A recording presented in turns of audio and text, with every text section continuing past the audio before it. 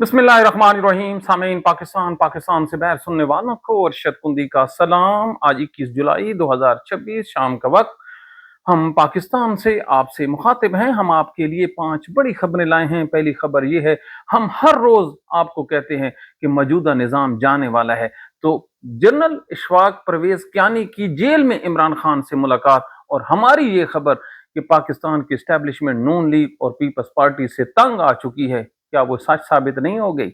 और ये जो मुलाकात हुई है, ये क्यों नाकाम हुई है, ये टॉप स्टोरी हम आपके सामने रखेंगे। दूसरी खबर ये है जी, अगस्त में पाकिस्तान तहरीक इंसाफ अपनी तमाम कश्तियों को जलाकर मैदान में उतरने वाली है।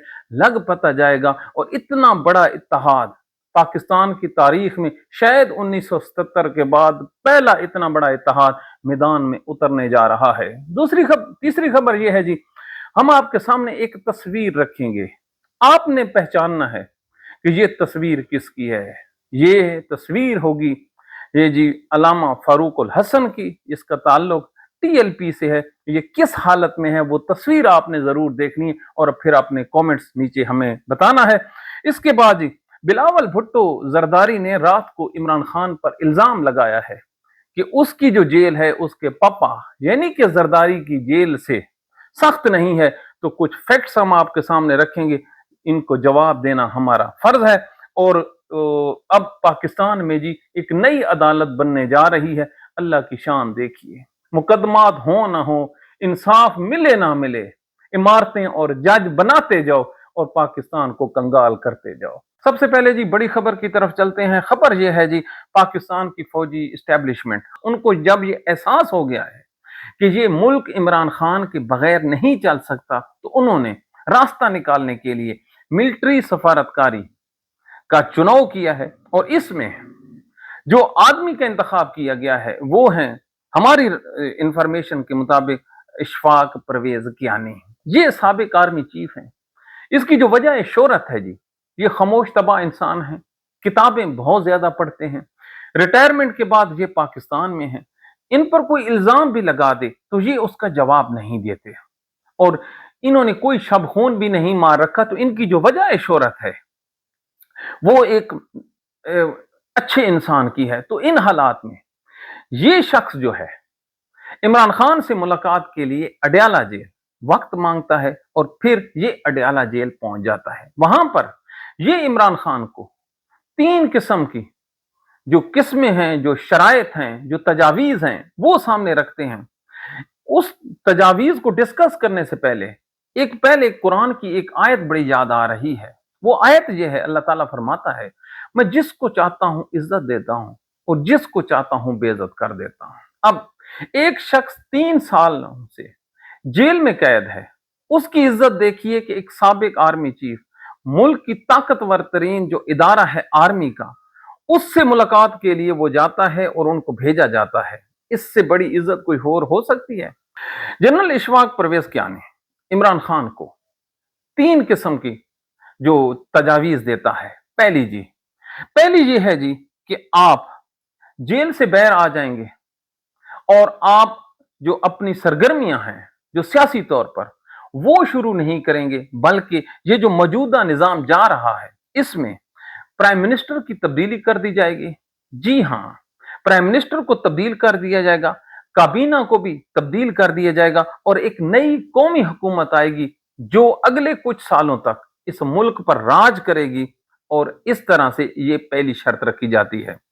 दूसरी खबर ये है जी, आप बाहर आकर किसी किस्म की एजिटेशन नहीं करेंगे, और इसके लिए आपको रिटन एग्रीमेंट या रिटन श्योरिटी देनी होगी कि आप जो है इस किस्म की जो तहरीक है कोई शुरू नहीं करेंगे।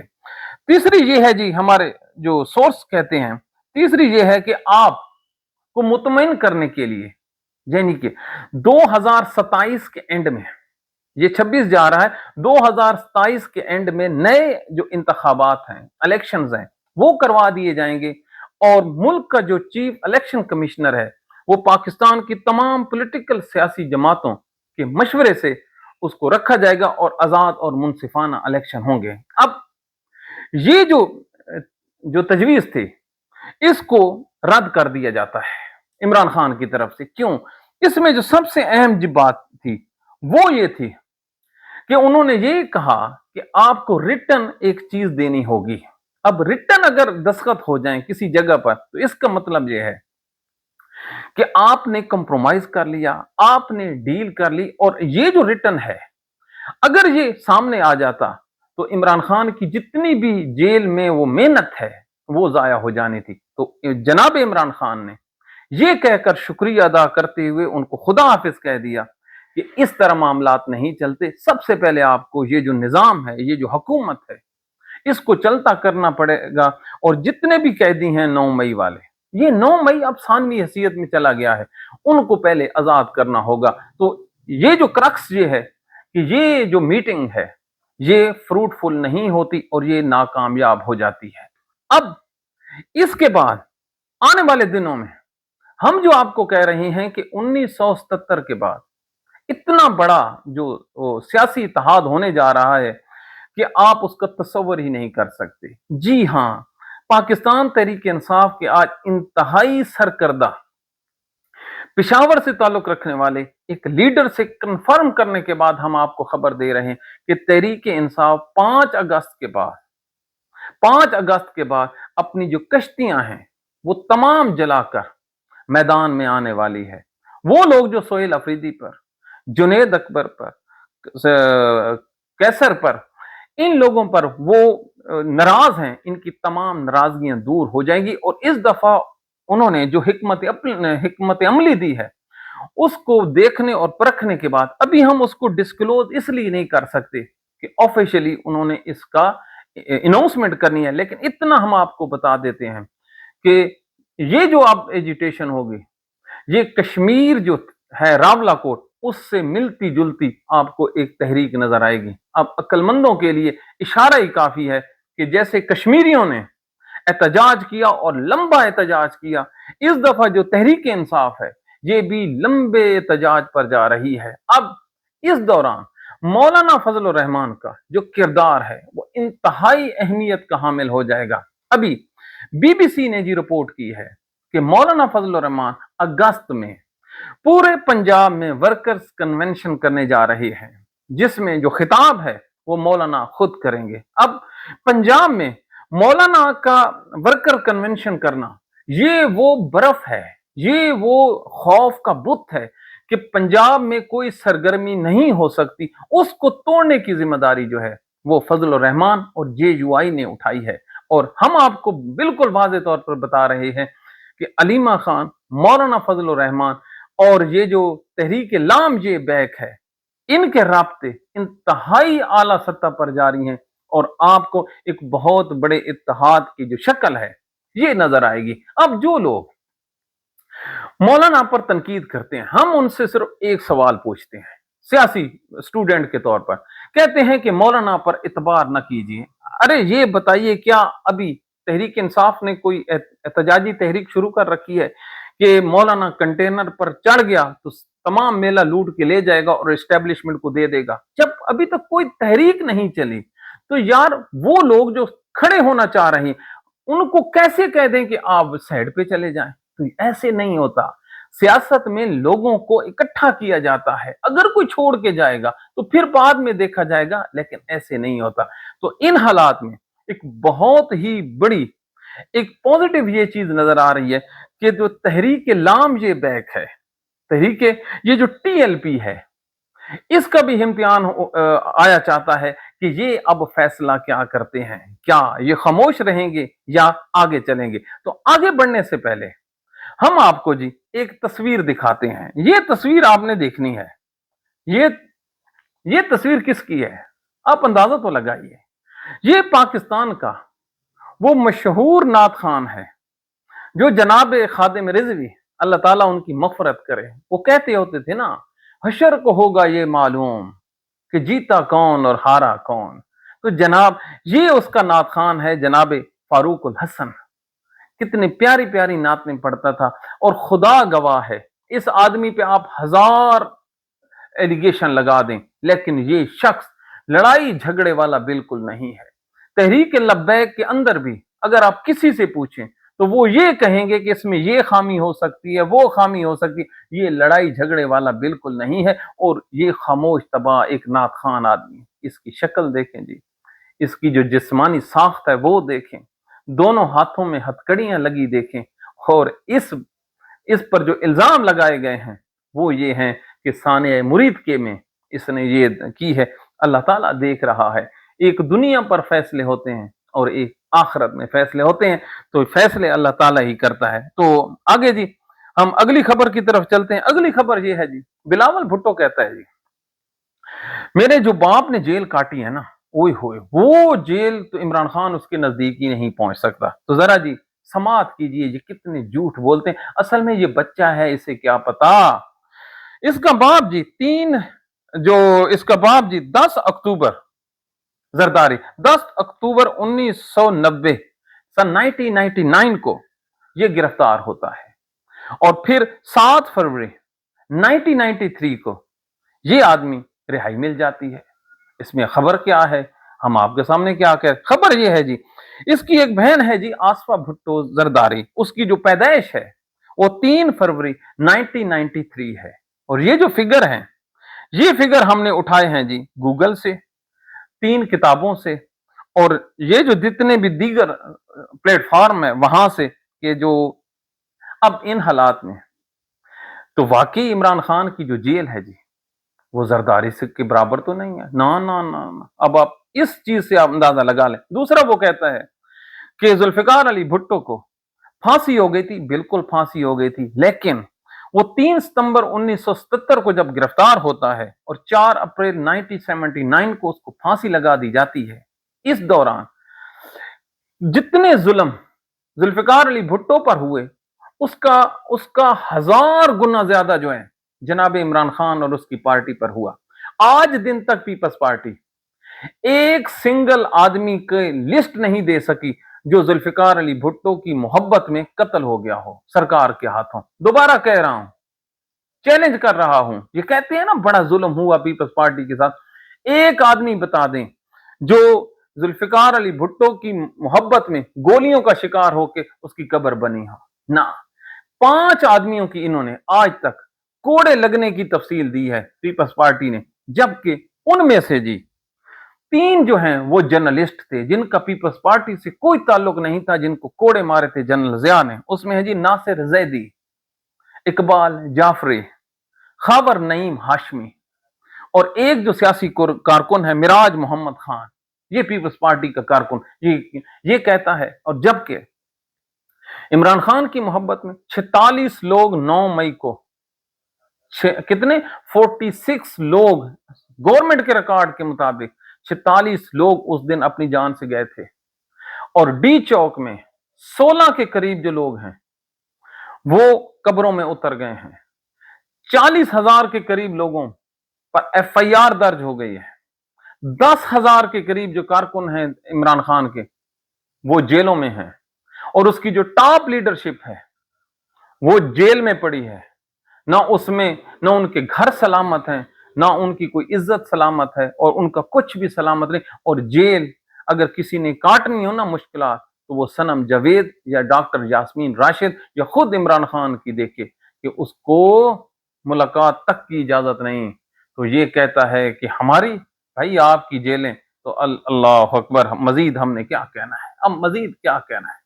پاکستان کی عدالتیں دیکھی ہیں، جج پہ جج برتی کرتے جا رہے ہیں۔ وہ جج جو پچھلی ٹینور میں نالائق ہو کر نکال دیے گئے تھے، اب پھر ان کو جج رکھ رہے ہیں۔ بیٹا پاکستان ہے، یہاں پر لٹ کے کھا جاؤ، آپ لوگوں کو کس نے پوچھنا ہے۔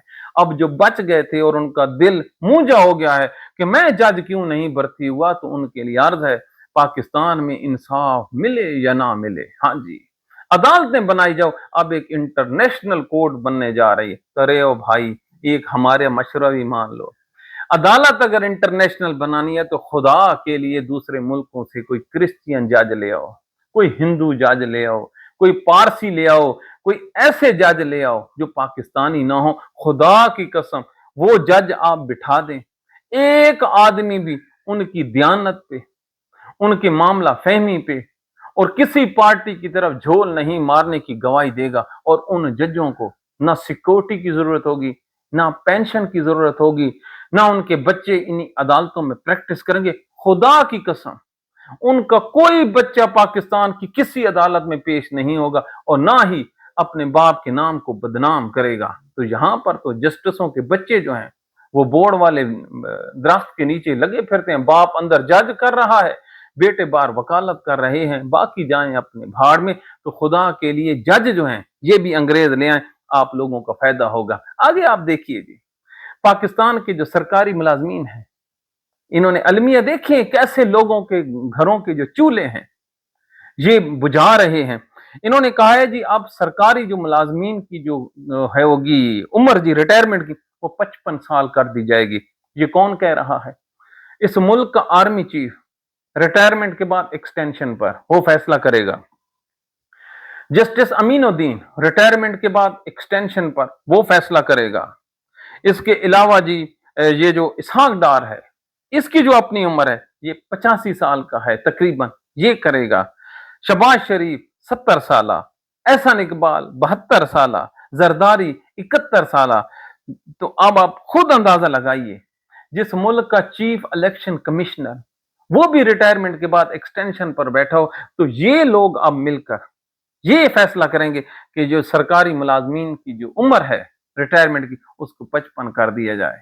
ये तो उस तरह ही है जैसे आज मरियम नवाज ने कहा है कि पंजाब के हॉस्पिटल्स में जो गैर मुल्की डॉक्टर्स हैं अब वो फ्री आकर इनका इलाज करेंगे। आए ओ मैडम, हमारे इलाज तो हमारे मोहल्ले का जो डॉक्टर है या हकीम है वो भी कर लेता है, मरते जीते हम जिंदगी गुजार ही जाते हैं। अल्लाह करे कोई ऐसे डॉक्टर ले आओ जो आप लोगों का इलाज पाकिस्तान में कर सकें। आप लोगों को पाकिस्तानी डॉक्टरों पे एतबार नहीं। और कल हम आपको बताएंगे 9,000 के करीब जो पाकिस्तान के डॉक्टर्स हैं वो बेरोजगार होने चले हैं। कितने? 9,000। पहले बच्चों को क्या पढ़ाते थे कि आपने सीएसएस करना है, अब सीएसएस वाले भी गए और डॉक्टर्स भी गए। अब इंशाअल्लाह अज़ीम भूख नंग होगी और यहाँ पर सिर्फ और सिर्फ आवारा लोग ही रूल करेंगे। आपके मुल्क का कोई मुस्तकबिल नहीं है। लेकिन उस वक्त पाकिस्तान की फौज को समझ आई जब हालात गुजर चुके। तो आखिर में जी अल्लाह ताला के हजूर पेश होते हैं, ऐ मेरे अल्लाह इमरान खान को इस्तकामत नसीब फरमा। हमारा ये ईमान है कि वो हक पर है और वो पाकिस्तान के लिए जेल काट रहा है। तो ऐ मेरे परवरदिगार, उसको इतनी हिम्मत अता कर कि वो अवाम के लोगों के लिए अच्छा फैसला करके गुजरे, और जब वो बहर आए तो इस मुल्क के लिए वो करे जो महातीर मोहम्मद ने मलेशिया के लिए किया, तैयब अर्दगान ने तुर्की वालों के लिए किया।